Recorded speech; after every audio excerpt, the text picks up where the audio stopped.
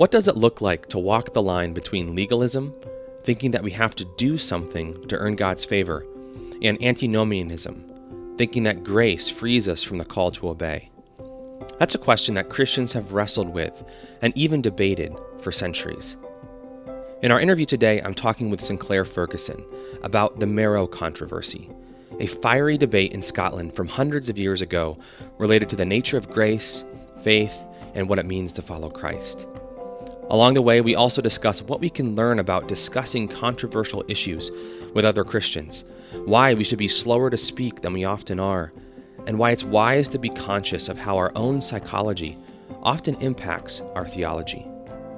Sinclair serves as Chancellor's Professor of Systematic Theology at Reformed Theological Seminary and is the author of The Whole Christ from Crossway. Let's get started. Well, Sinclair, thank you so much for joining me today on the Crossway Podcast. Thank you very much for having me. So your book, The Whole Christ, is really interesting. I think a lot of people have had this reaction to it because on the one level, it's a recounting, it's retelling the story of what is largely a forgotten 18th century debate within Scotland called the Marrow controversy. And it's related to the relationship between God's grace and our good works. And yet, on the other hand, the book has just had this resonance that kind of goes beyond what you might think it would have, given that that's the topic. Tim Keller has actually called the book a tract for our times. So I wonder if you can just help us think big picture. Why do you think that is? Why is it that this book has resonated with so many people, even though it is on one level about this kind of very specific historical situation?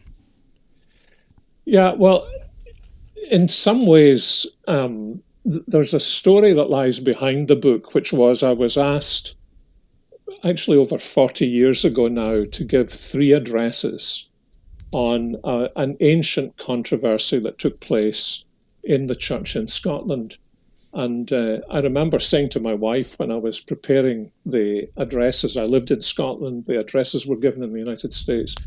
I don't know why I'm wasting my time preparing these addresses because there's nobody in the world who is interested in this controversy. But I prepared them in a certain way so that I would touch on things I thought were really very important in understanding the Bible, the gospel, the Christian life, pastoral ministry. They were given to ministers. And I found for about 30 years thereafter, basically wherever I went in the United States, somebody would come up to me and tell me they'd been helped by these addresses. It was a very serendipitous experience. But I realized then that because I'd focused on what I thought were really important theological pastoral issues, the historical setting was just one of many settings in which the issue of how do we understand the gospel, especially I think when people begin to develop a reformed view of theology, there are big questions related to the nature of God's covenant. I guess people might say in modern terms, the relationship between the indicatives of the gospel and the imperatives of the gospel. And probably also because the chief figure in my own mind, one of my own favourite Scottish theologians, was a very profoundly theological pastor who ministered absolutely in the boonies. You have to go off a main road, drive down a valley, go through trees for miles, and turn right, and you come to the church in which he ministered. I think in some ways it may have resonated unexpectedly with people because this was a ministry in a very ordinary setting. This wasn't a university town. This wasn't a man with a mega congregation.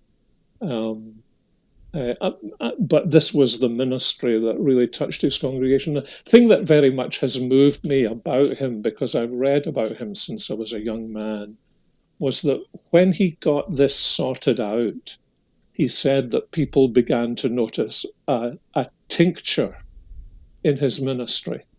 And it's very interesting to me that, a number of ministers have written to me in response to this, in response to the book, saying, either, I hope I'm getting the tincture, or I think people are beginning to see the tincture. For an American context, help us understand that word even. I think we might have a little bit of a sense, but what does that mean? Well, if you can maybe just put this picture in. Here's a glass of water, and I drip into it a tincture of lemon, a few drops of it, and it flavors the whole. And this very much, I think, was my hope with the book, as it was my hope with the original lectures, that it wouldn't just be a matter of, as it were, getting your theology right, but it would be a matter of the gospel actually impacting the way you thought about the gospel, and especially the way you thought about Christ and your relationship with him.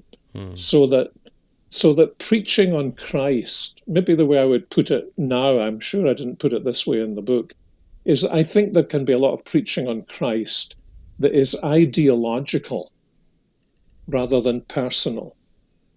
But at the end of the day, it's not the idea of Christ that saves us. It's Christ himself and our union with him. Yeah. And that was the big thing I wanted to convey, because I thought actually this notion of union with Christ that, has lingered with me probably since I was 16 or 17, was actually the key to the different problems that were engaging men during what was called the Marrow controversy. So, and I want to get into that a little bit. Who tell us a little bit more about what that controversy was actually about and who the key players were. But maybe before we even do that, had you heard of the Marrow controversy before? I believe it was a pastor from Indianapolis even who reached out to you and asked you to come speak. Yeah, the conference was in Indianapolis. The minister was in Carlisle, Pennsylvania. And I think he was a very far-sighted individual, but I don't think he could have been as far-sighted in my life as he actually was. But the controversy began in a very small Scottish town, essentially during a presbytery meeting, where some of the men in the presbytery were trying to weed out legalism. And so in the examination process, they asked what was, in essence, it was a trick question, which was, if I can put it in the vernacular, do you have to leave sin in order to come to Christ? And it's very interesting to listen to people's reactions to that question. Yes or no, or don't know, or there's something maybe not quite right about the way you're asking that question. And that very fact opens up a lot of theological issues. Yeah. Did they intend it to be a trick question? Well, they intended it to be a trap question. Because for some of them, if you said, yes, the first thing you've got to do is to leave your sin and then come to Christ, they suspected that there was some level of high preparationism and what I would call qualificationism in that there is something you have got to do to be allowed in. And they thought that minimized grace. They were also actually kind of concerned with a form of hyper-Calvinism. So there was legalism, there was hyper-Calvinism, and at the end of the day, the men who led the charge all got accused of Antinomianism. So and define that for us. So I think we all have a better sense for legalism and the specter in the church. We don't want to fall into that. But what's antinomianism? Antinomianism is, either in theological terms or practical terms, the rejection of the law. And there's a whole spectrum of different kinds of rejection. I suppose the most popular kind is you're driving along the road and the guy who's driving you is going at 95 miles an hour and the speed limit's 70 miles an hour, and you say to him, "Excuse me, you're breaking the law." And he says, "Well, we're not under law, we're under grace." So the notion that because we're under grace, we have nothing to do with the law at a practical level. So that could lead to various forms of immorality, or at a theological level, which would mean that the gospel would then become constructed in a particular way, that when you were talking about how the gospel worked out in people's lives, for all practical purposes, you would never refer back to Exodus chapter 20. So that would be another form of antinomianism. I think the truth of the matter is, too, that the legalism could vary. It could vary from a theological legalism that essentially you had to qualify for grace, to and I think this may be what has resonated more with people in the 21st century, to a much more subtle form of legalism, in which you begin to qualify grace either with respect to other people or with respect to yourself. And since one of my pretty deep theological convictions is it's all in Genesis chapter 3. And I honestly can't remember whether I bring this out in the book. I think I probably did, because I'm as much in ruts in my thinking as anybody else. I think you can trace in Genesis chapter 3 this conflict between legalism and antinomianism, in the way in which the serpent essentially traps Eve and then Adam. And I think it was when I thought about that, quite separate from the Marrow controversy, and put the two things together in a way that I don't think the leading figures in the Marrow controversy did. It really did strike me. This is something that goes right down into the very roots of our existence, and it can appear in either or both forms, but essentially it's rooted in something common. Yeah, because I was going to ask about that. It seems like this struggle that Christians have with walking the line between, or maybe that's the wrong metaphor, but avoiding legalism on one hand and antinomianism on the other hand, it feels like something that continues to come back up in the life of the church.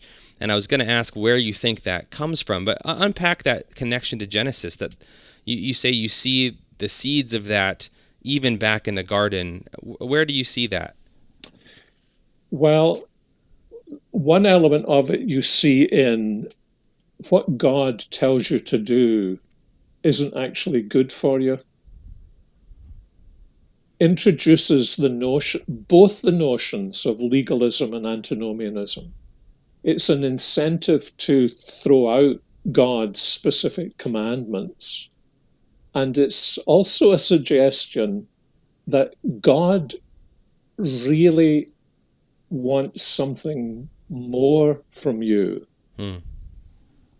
in order that you may have a relationship with him that is pleasing and acceptable to him. And I think it's quite subtle, but I think both elements are there. I remember coming across a really very striking comment in the kind of Dutch-American theologian Geerhardus Vos, where he says the essence of legalism is that you sever the law of God from the person of God. And I think one of my concerns, my life as a minister has been, maybe 2/3 of it has been taken up as a seminary teacher and 1/3 of it as a minister, and sometimes a bit of both and sometimes all of both. And my area of teaching has been systematic theology, which I love. But it's also become very obvious to me that the big danger in any system-type theology is that it becomes depersonalized and ideological. And that at the end of the day, we confuse an ideological construction of God, Christ, the Father, the Spirit, with the actual person of God himself. And that can influence us just in terms of how we view the law of God. As you know, it's there in Exodus 20, and once you got past the first verse, it's really just ideas that you've got to match up in your own lifestyle, and you've lost that sense that the law of God is actually coming out of the covenant bond, the personal fellowship that God has created with these people in the Exodus. Do you feel like you've seen that tendency or that temptation in your own life, in your own doing of theology over the years? No, I never have these. I honestly think that at the end of the day, you're either a legalist or an antinomian. You're sick because you're a sinner. Your sin goes back into this fractured relationship based on a fractured understanding of who God really is. And so even the most sanctified of us, which I increasingly know I am not, is going to struggle with this until we see the beatific vision and all of these things disappear out of our lives. Because this is, and I think you see this in the New Testament, that these rhythms flow through the problems to which the gospel provides the resolution and the solution in the New Testament letters. So, and everyone Jesus meets turns out either to be a legalist or an antinomian. One of the most striking insights that I feel like you draw out is the fact that both legalism and antinomianism actually, even though they might seem like they're at the opposite ends of the spectrum, they nevertheless have the same root. You actually call them at one point non-identical twins from the same womb. So unpack that for us a little bit, because I think that gets back to what you're saying here. Yeah, I came to that kind of formulation when I just happened to be studying the history of antinomianism many years ago. And so I was reading a number of the kind of figures who were known as antinomians in history. I'm not big on using and categorizing people that way, but the shorthand can be useful. But one of the things that really struck me was that to a man, they said essentially they'd become antinomians because they were actually legalists. Which seemed to me as much as to say, that underneath every antinomian is not an antinomian, but a legalist. And that is the default position of the whole of humanity. And this is why you see it in the non-Christian religions. This is why I think you actually, there's been this huge debate in the academy about Judaism, but you see it running right through Judaism, that there is a reason why God has been gracious to us. And that reason somehow or another lies in us. It may be because we have been so badly treated that God has had mercy on us. And it sounds as though we're talking about mercy and grace, but that mercy has been diluted by our contribution to the situation that has made God gracious. And when you think about medieval Catholic theology, if you think about this in all kinds of ways. So, for example, here is a man who goes forward a crusade in 1961, and there's no evidence whatsoever in his life that he is really a Christian. This is a real story, but when he dies, his brother shows the minister who takes the funeral service his decision card and says he's all right, isn't he? So why is he all right? He's all right because of what he contributed. That way back there, he put his decision into the treasury of merits, and he did enough. So, like when I was a youngster growing up in Protestant Scotland, if you asked the average Protestant, Presbyterian, dare I say it, do you think you're going to heaven? The answers would be something like, I hope I've done enough. Yeah. And this seems to me to be the Christianized version of what you find in the world religions, where there is a ladder you've got to climb to God.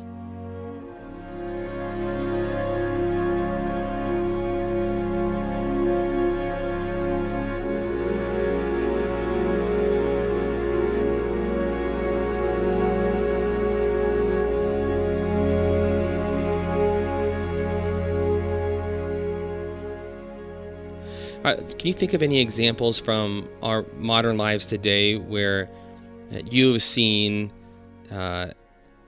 whether legalism or antinomianism sort of infect the purity of our understanding of the gospel, perhaps in subtle ways that we would never say it like that, but that's still maybe there? Yeah.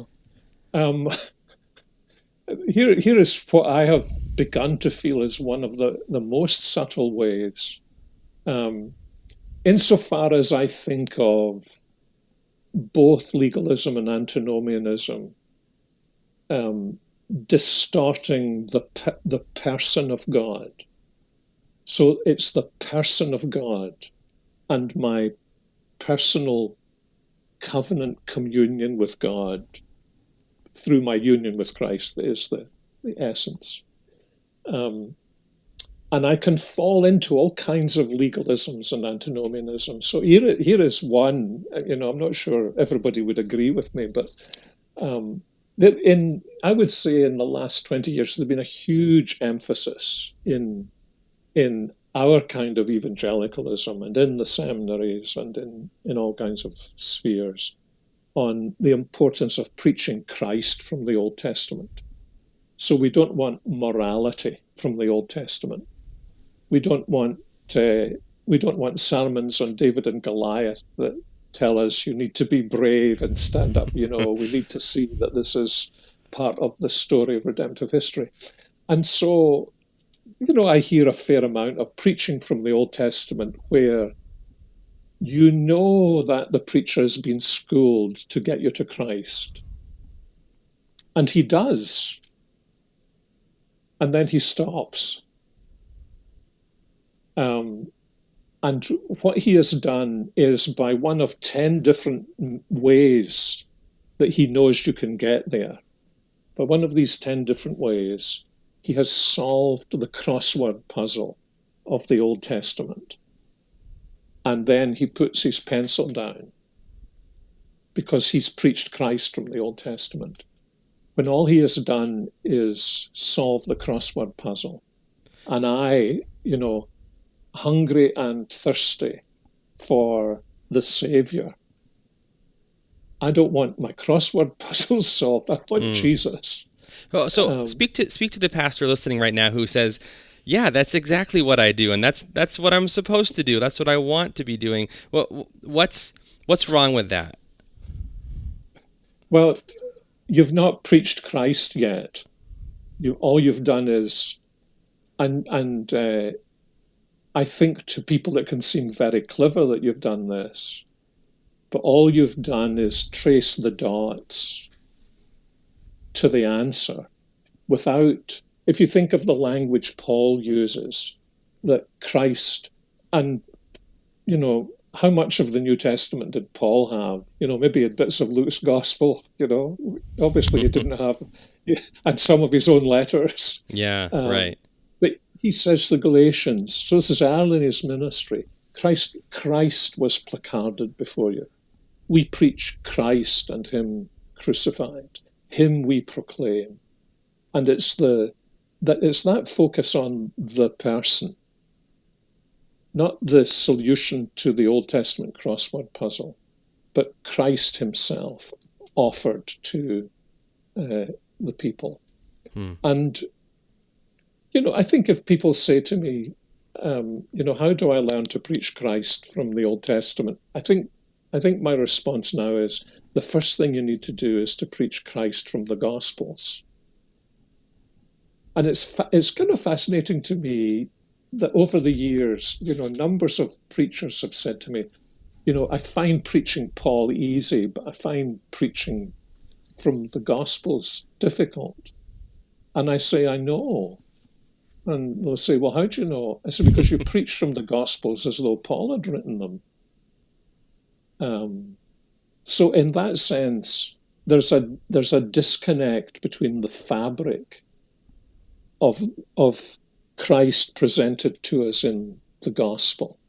Is that mostly due to just the didactic nature of Paul's teaching, where he's kind of giving us propositions versus the story form of the Gospels in the Old Testament, or is it more than that? Yeah, I think it can be more than that, because, with all the didactic material in Paul's letters, still at the absolute core of it is this big theology for him is always about the person he met on the Damascus Road, or rather who met him on the Damascus Road. What his passion is to know Christ and the fellowship of his sufferings and be made like him in his death, and, at the end, ultimately be conformed to him. So when we read Paul, I think we need to keep, as it were, getting under the surface of what he has said to the person with whom he lives in union and communion, about whom he has said this. And in a way, that's, I think for most of us who plod along in our churches, that's where the Gospels come in. And yet, I remember, I don't know if I tried to find a copy of the book, but I've got it in about 5 different languages here, but not in English. and I can't remember whether I said this in the book, but I remember sitting under a series of expositions from the Gospels in which the thrust was, where are you in this story? Are you like Nicodemus or Zacchaeus? And there was never the emphasis, do you see Christ in this story? And he is the same today as he was then to Zacchaeus or Nicodemus or whoever. So that in a sense, I think we need to understand that sometimes we're turning the New Testament's testimony, or we're looking at it from the outside in instead of listening to it from the inside out. And we can think that we're preaching Christ, but in a way we're just preaching the outline, the theological outline. And therefore, I think the way I would put it is that people can be well instructed theologically in terms of categories, but not necessarily really well nourished and nurtured by the person of Christ himself and their growth in personal knowledge of Christ and communion with Christ. So I think this whole Marrow controversy is so fascinating because it's a good example of how church history, even history that is hundreds of years in the past, remains relevant for us today. So many of the issues that we wrestle with as Christians in the 21st century are the same, or at least very similar to the issues of Christians in previous generations. So have you found that to be the case in your own life and study and ministry? And if so, are there other examples that kind of immediately come to mind? Yeah, this issue, for example, of legalism and antinomianism kind of blew up in the Lutheran Reformation. So there you have an illustration of that same issue. I think if you work your way through Calvin's Institutes, for example, it's kind of punctuated by people and controversies that if you're a new reader to the Reformation, you think, who are these guys and what did they do? And I can't even pronounce their names. But you realize that so much of his own growth theologically was related to those different theological issues and debates. And I think if you go back to the New Testament, you can see the same pattern. That if you think, let me cut out everything in Paul's letters that's not related to something going wrong in the history of the church, you don't have all that much left in Paul's letters. And even bits of them that you don't think are related to that, the longer you keep your nose in the text, the more you realize that this is actually, this is how growth takes place. And when we think about the legitimate theological disagreements that we engage in, and then the disagreements over real orthodoxy, I think we must always bear in mind for ourselves that this is a context in which I myself am being challenged by God to grow in my understanding of the gospel. So, for example, when I've been preaching on a book of the Bible,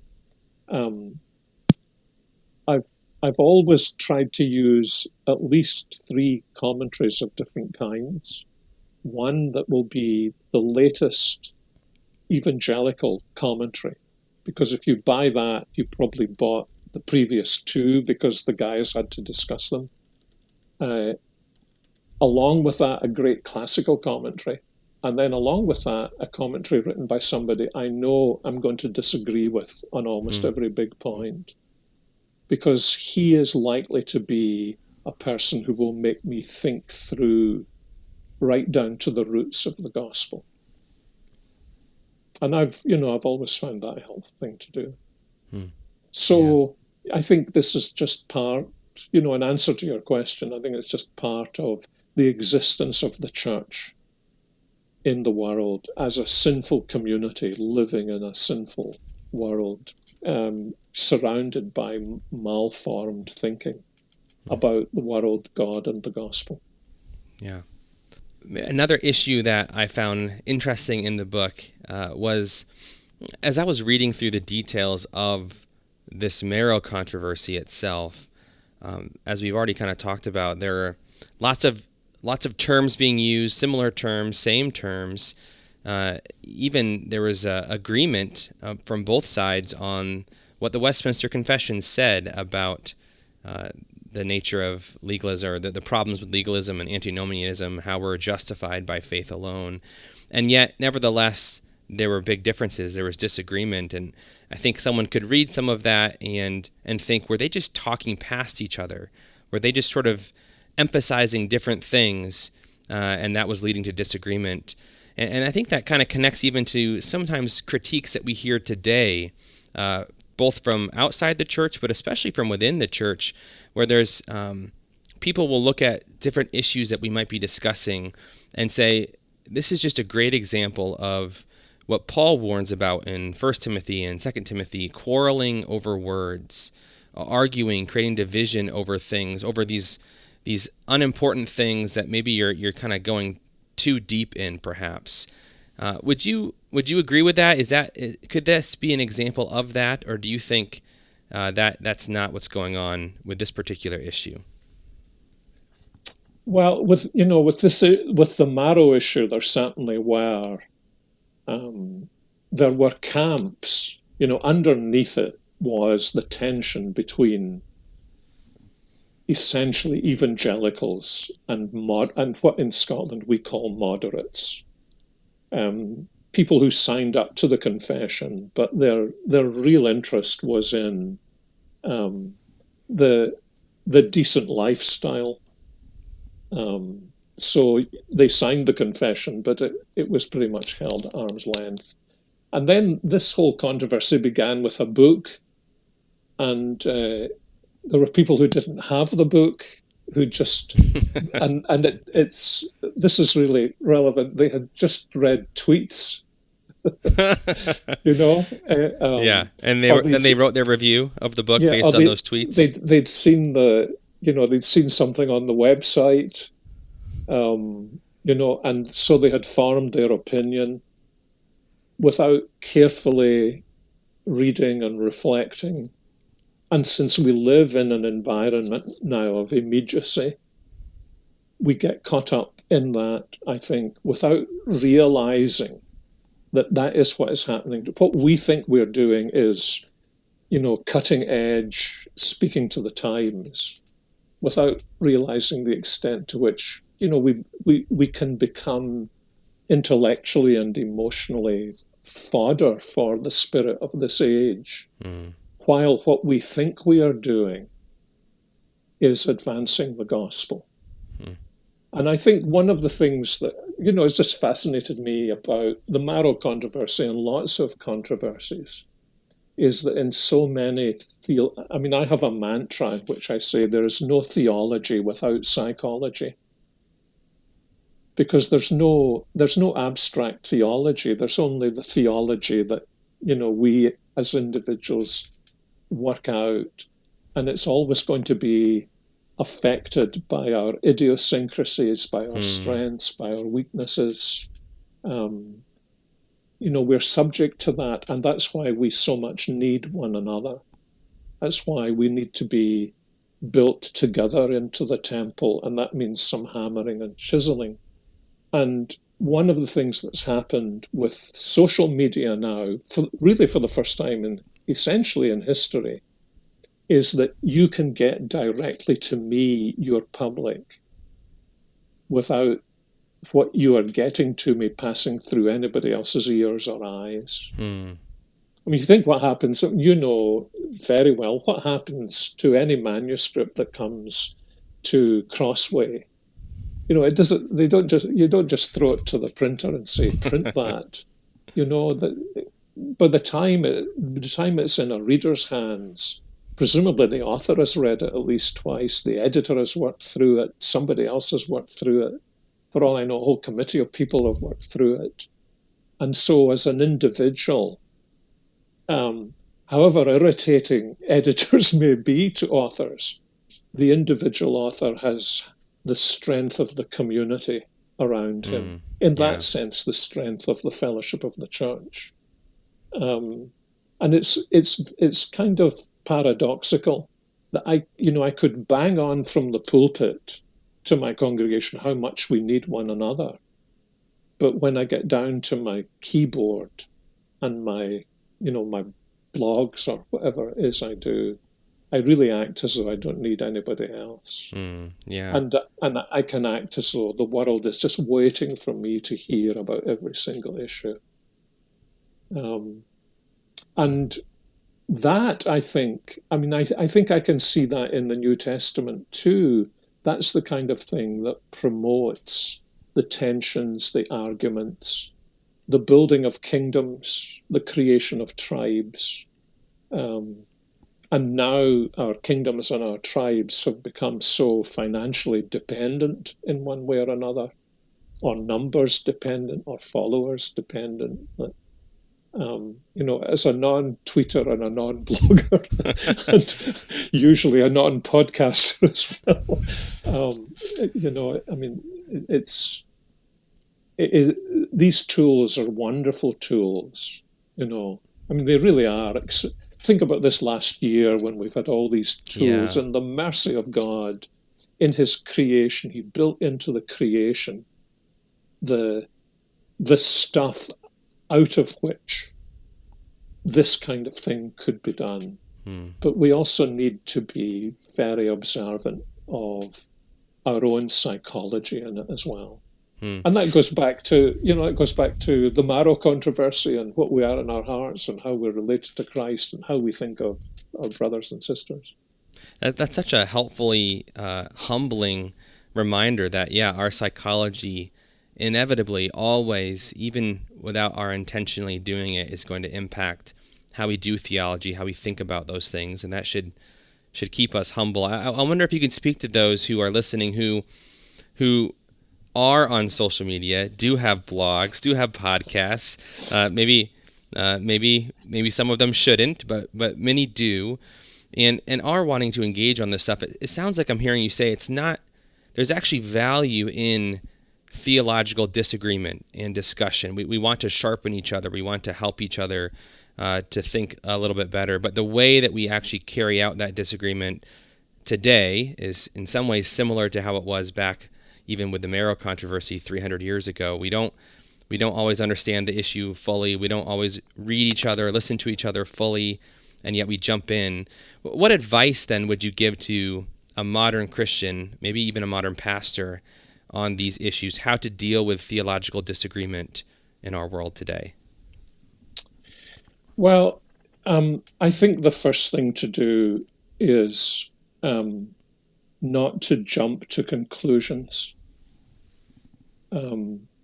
I think this is probably true in Scotland now in a way it was never true. When I was at school, nobody was interested in any opinions I had. I was not educated to have opinions of my own until I'd been educated. And I actually find oral communication much more difficult than writing because I basically hardly ever spoke throughout my whole education. But I wrote a lot because that's how we communicated. But, my sense of living in the United States is the extent to which having opinions and being able to express them is very highly regarded. Yeah.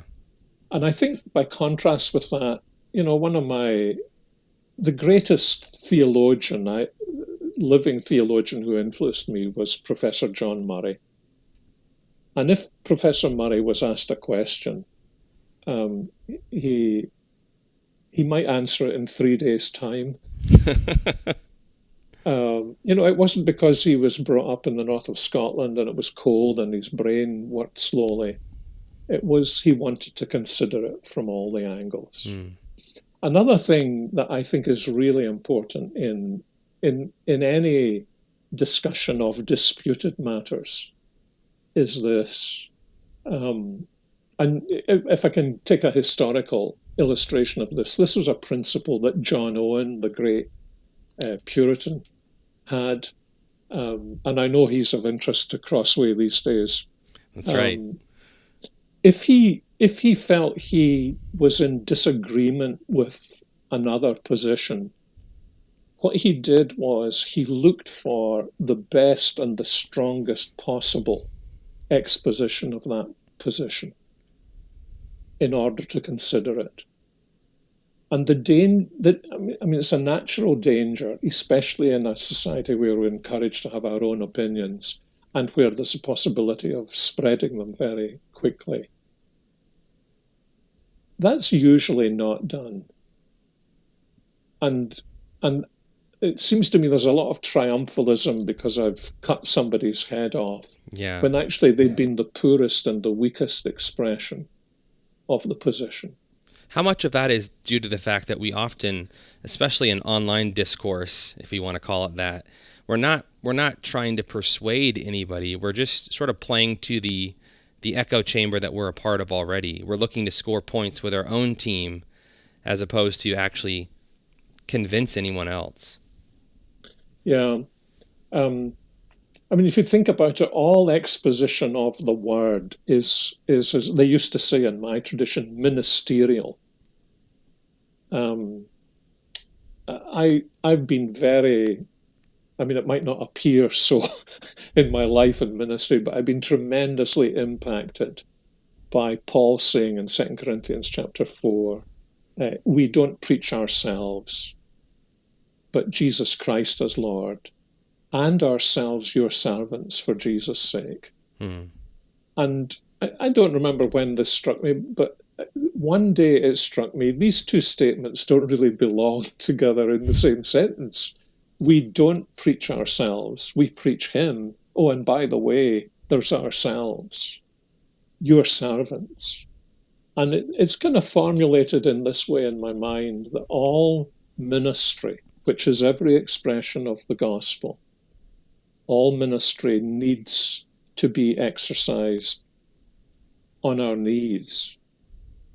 And again, I'm back to dispositions that the gospel creates, so that the gospel formulates the style in which I do everything: theology, ministry, controversy, polemics.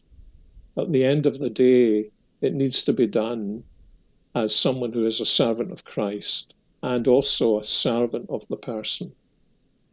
And I mean, here's in a way, a picture of that again has impacted me greatly. If you read John 13, it's fairly obvious that Jesus knelt down before Judas Iscariot and washed his feet. Now, don't ask me to unpack that, but it's such a picture. Here is somebody, who's in my crosshairs, and I am after him. Yeah. But am I on my knees seeking to wash his feet or wash his brain with the word and with the Spirit? Yeah. And I think it's that dispositional thing that we're either in danger of never having it or losing it, because it's not easily won in our lives, I don't think.